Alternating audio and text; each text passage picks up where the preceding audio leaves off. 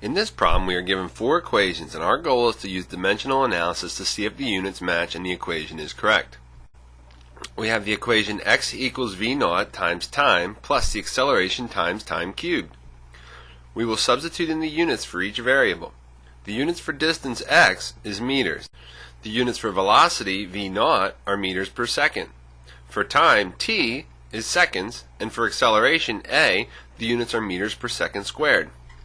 When multiplying the velocity times the time, we can see that the seconds divided by seconds cancel out.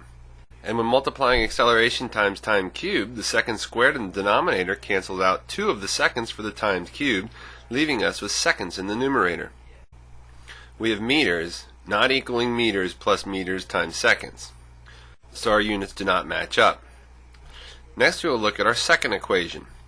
We have velocity squared times v naught squared plus 2 times the product of acceleration and time. We take the multiple 2 out of the equation because we are trying to match units, and this value does not have units.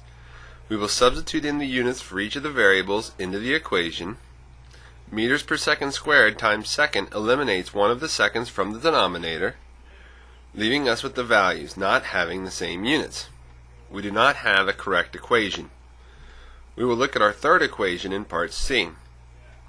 Distance equals the product of acceleration and time plus the product of velocity and time squared.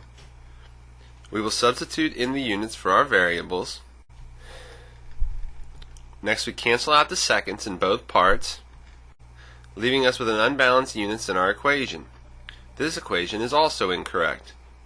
Part D is our final equation. Let's see if this is correctly written. Velocity squared equals v naught squared plus 2 times the acceleration times the distance. We substitute in our units and remove the multiplier 2. After multiplying meters times meters, we get meters squared in the numerator, leaving us with balanced units. This is the correct equation.